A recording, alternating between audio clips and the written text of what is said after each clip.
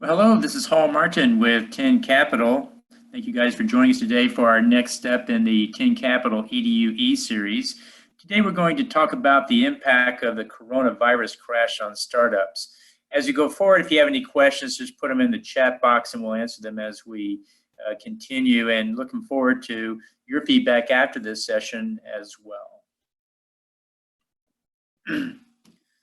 So let's go ahead and jump into it. As we all know, the coronavirus has taken an historical 10-year bull market and now turned it into a bear market. What was a great run for 10 years is now going through a major reset, and we're going to be starting the cycle all over again once we get on the other side of this pandemic. And this one is a very unusual transition for us. Many compare it to the 9/11 crisis. They compare it to the 2008 financial meltdown, and some compare it to the Great Depression, where individual lives have been greatly changed because of it. And so startups and investors are adjusting to a new way of life.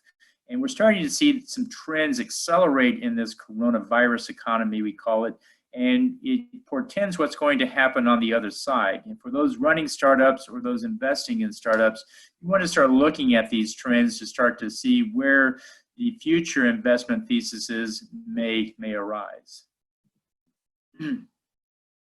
So currently, when I look at our investors, for the venture capital funds, they have their funds raised in the bank, ready to go. They're not changing what they're doing. When I look at angels who are investing off of their bank account, as well as some high net worth individuals, about 70% of them are continuing as always, no change. 20% are slowing down, trying to understand where the market's going, and 10% are stopping as they're distracted by the up and down of the stock market on a daily basis.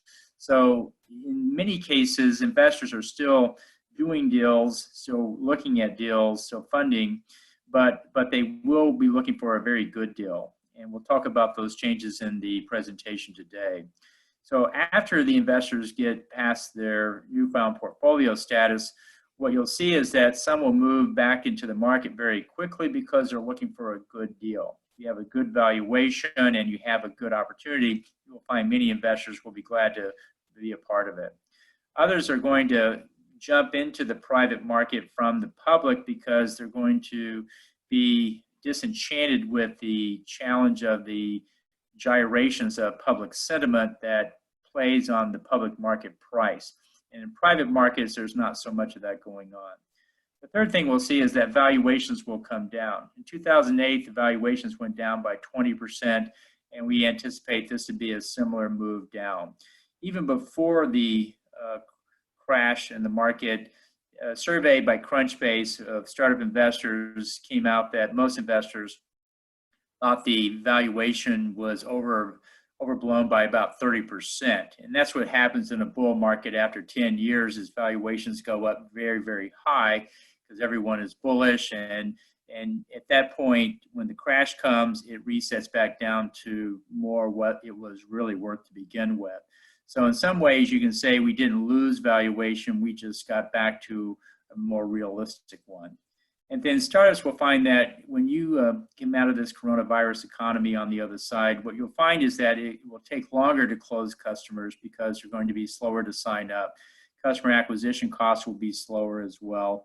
And so your growth rate will not be as high. So you have to adjust down your burn rate and your expenses because you're going to have a slower growth rate.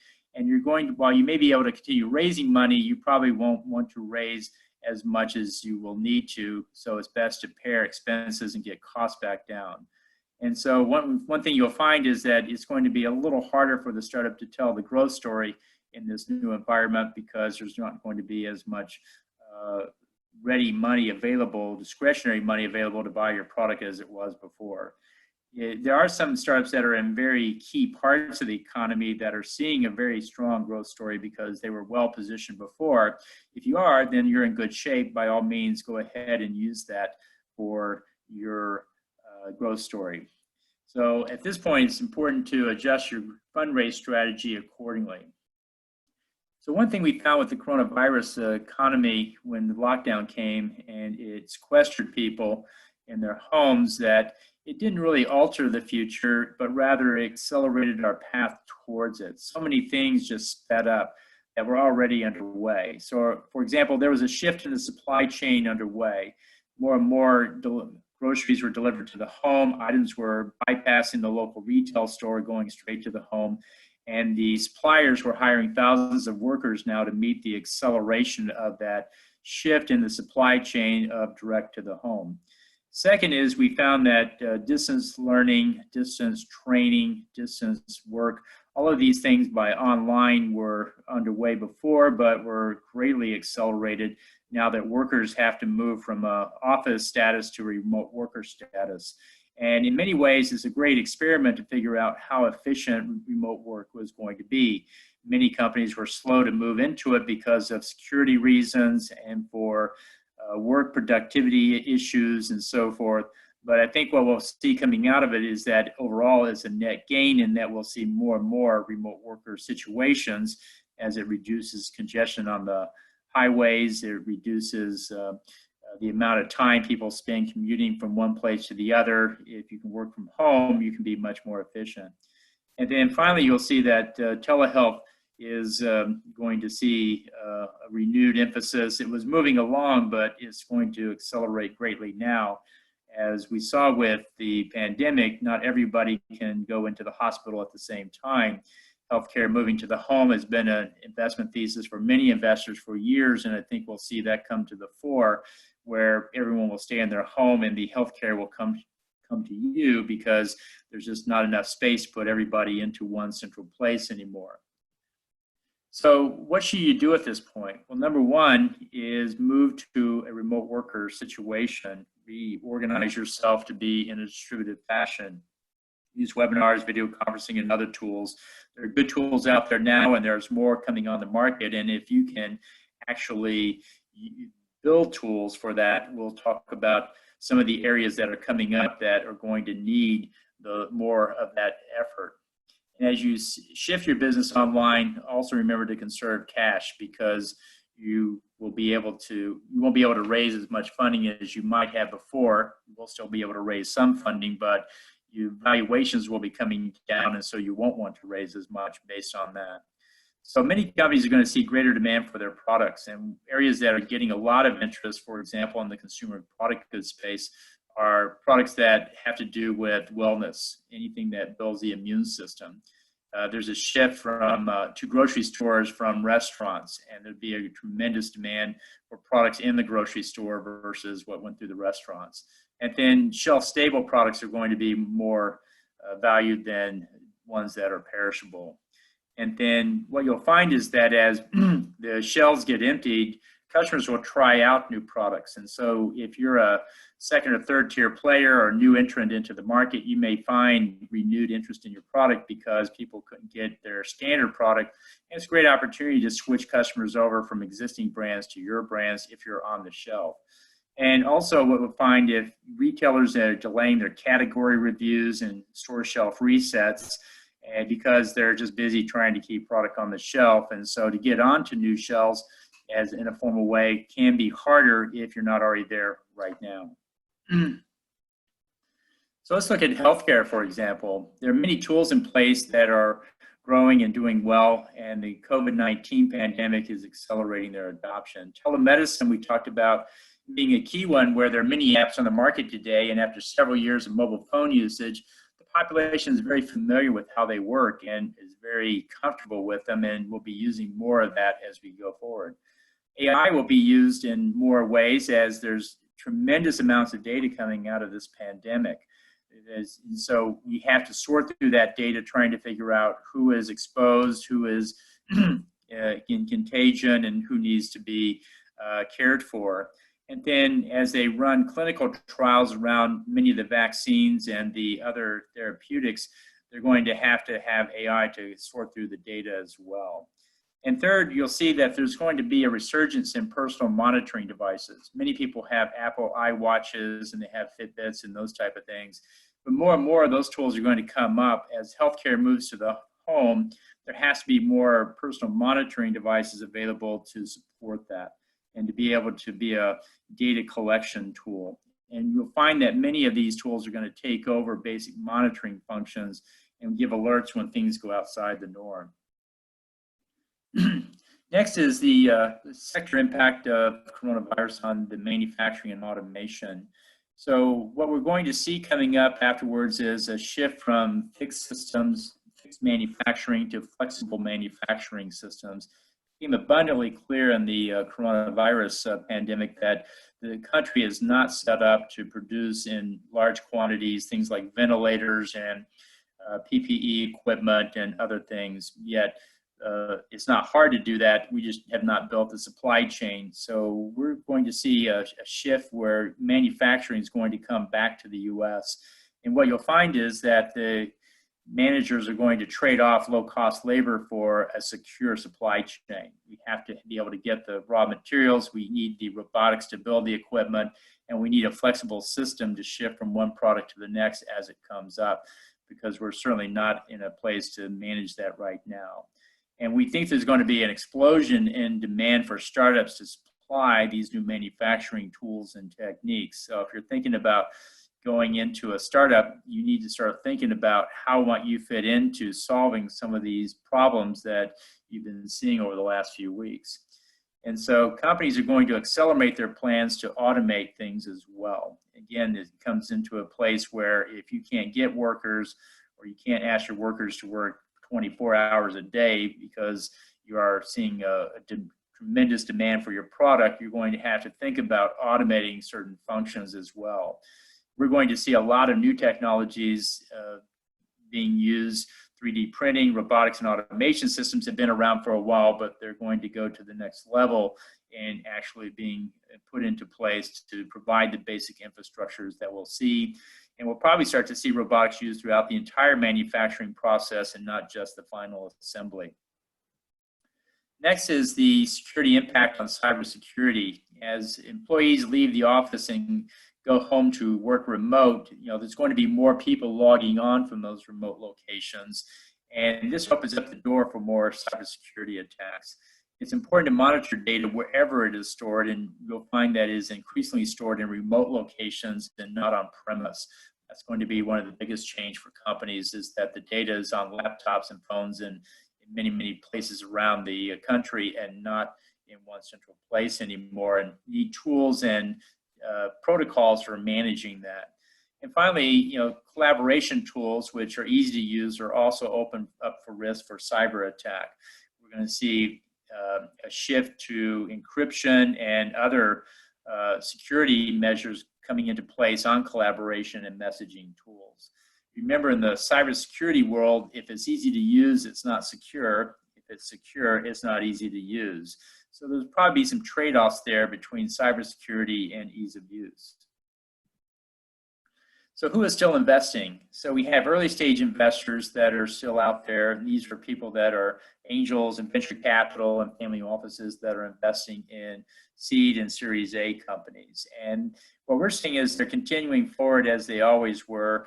They didn't have as much revenue or employees at risk for the downturn. And in some cases, if they're well positioned, they're seeing a strong upturn. We'll talk about that here in a moment.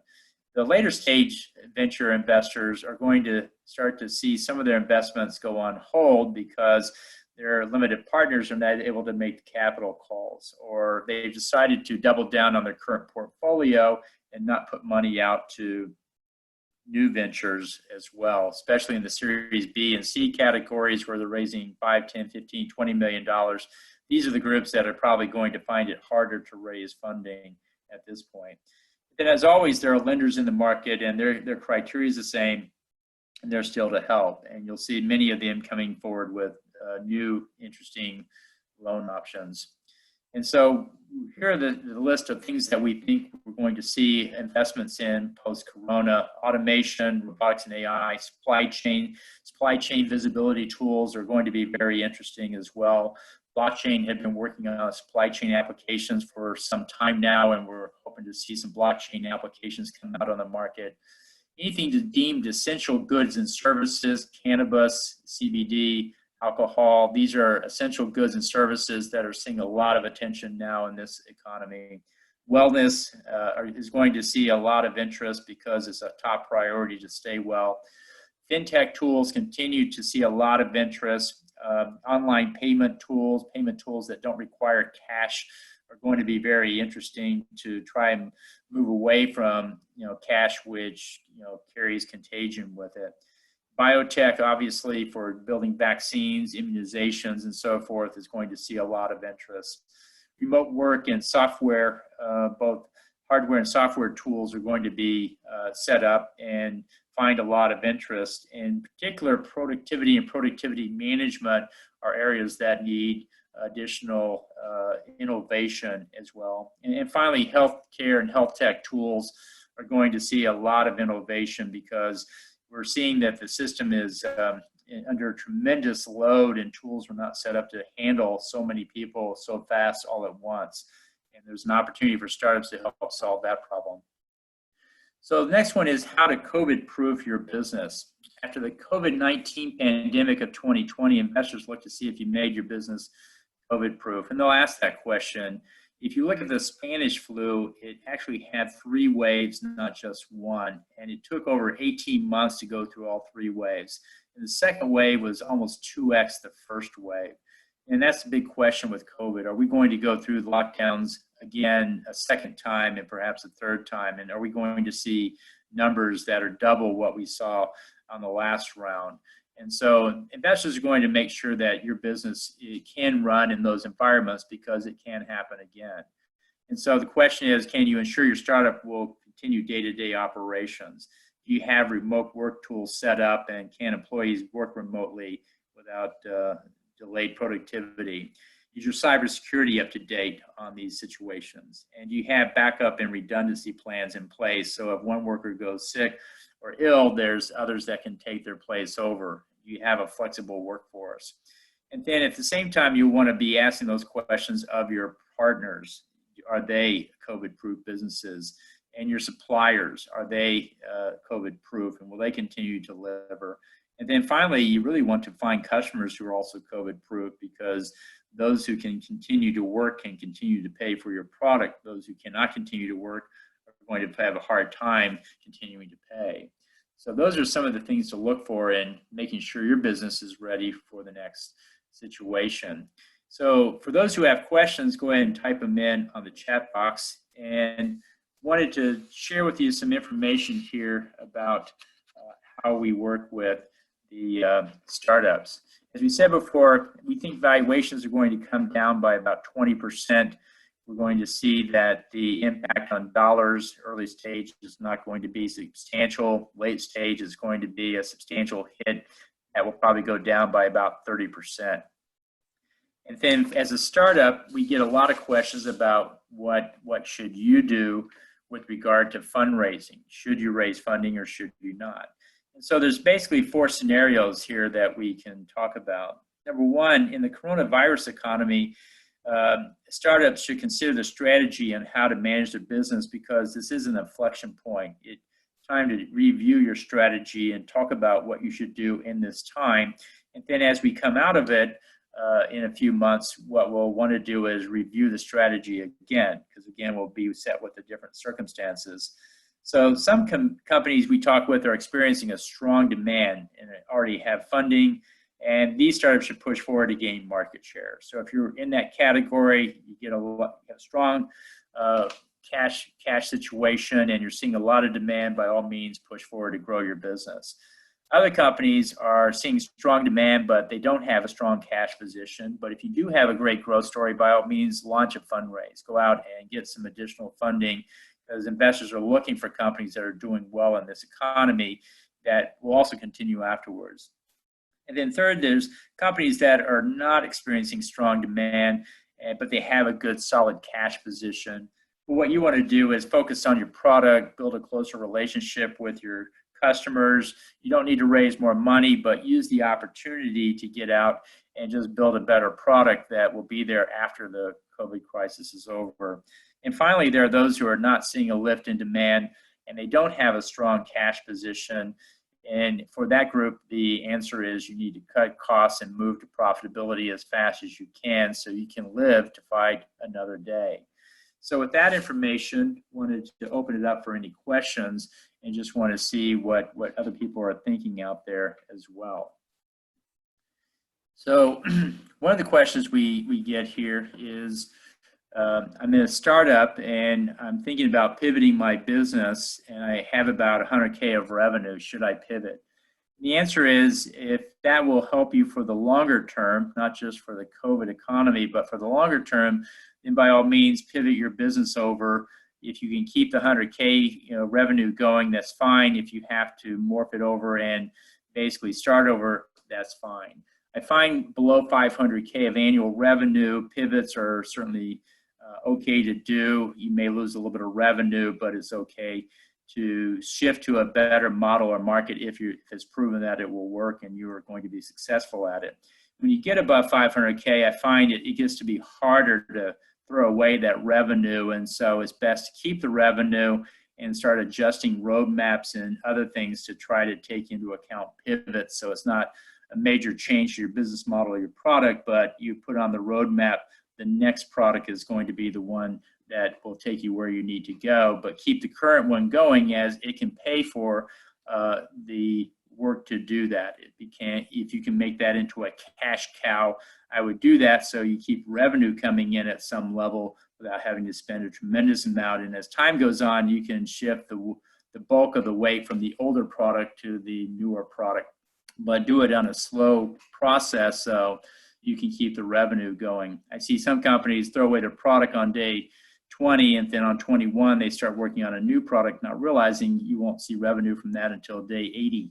And so I like to keep revenue going wherever I can, and then slowly shift it over in time. You may not get there as fast as you want, but you can actually keep your employees there, you can keep your technology there, and you don't have to lay so many people off when the downturn comes.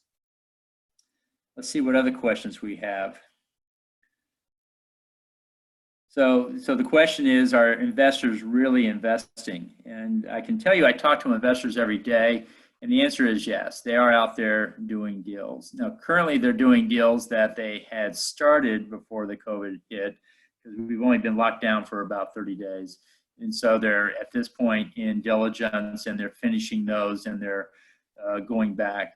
The second thing you'll find with most investors is that their first priority is going to be their portfolio. For 2 or 3 or 4 weeks, we're going to see them not only wrap up current deals they're doing, but taking care of existing companies and those in their portfolio, making sure they have the funding that they need.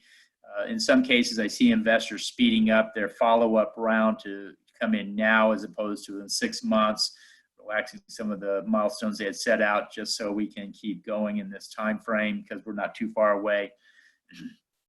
And then the third thing is they're going to reassess investing in new companies versus continuing to invest in their current portfolio. So you'll see a lot of those dynamics go on, but at the same time, investors are coming into the market for reasons such as, well, there's probably going to be some good deals to be had, good valuations and so forth are going to be available now. We had an overvalued market and we're going to see valuations come down very quickly. One strategy is to not raise equity, but to move into convertible notes so you can actually make that valuation decision later, because now it may not be the best time for you to do it. But there will be investors coming in looking for good deals, and as always, they're looking for a growth story. Things are moving up into the right on sales team, product, and fundraise. So if you're showing that now, by all means, I think you can find a good interest from investors out there. Let's see what other questions we have here. So there's one more here. It's talking about the manufacturing market, and it's asking when do you think we'll see an improved manufacturing market? And so I think the answer is going to be almost immediately. We're seeing a lot of increased moves into robotics, into automation systems, into automated tools. And so I think you're going to see very soon, right now they're putting money into the tools, and there's a tremendous need for supply chain visibility So those three areas are seeing a lot of interest. And so I think you'll see on the other side of this is the country is going to make a priority out of having a secure supply chain, and contracts are going to be given out based on ability to deliver, even in pandemic times, because we've now been through this and we know what the requirements are. And so I think you're going to see a financial incentive to put tools into place to ensure that. And a flexible system as well. Not we can just build one thing, but we can build many things, and we can reconfigure and build it very quickly, and then we can move those devices around very easily from one part of the country to the next. This is where I think the government contracts are going to come out and lead the way, but I can also see other companies saying, well, I want suppliers and customers that can do that as well. So to play in the market, you're going to have to be a part of that process and be a part of those solutions. So I think you have to start thinking along those lines as to how will you deliver that, who else does that, what tools do we need, and then if you're a startup, how can you build those tools to help people do that? Well, those are the questions we have today. If you have any questions, feel free to email me at info@10capital.group, and be glad to check their website out at 10capital.group as well. Love to talk to startups raising funding, love to talk to investors about what to invest in and how to invest, and happy to help in any way I can. So feel free to reach out. I want to thank you for joining us today and hope to see you back soon for another EDU from 10 Capital.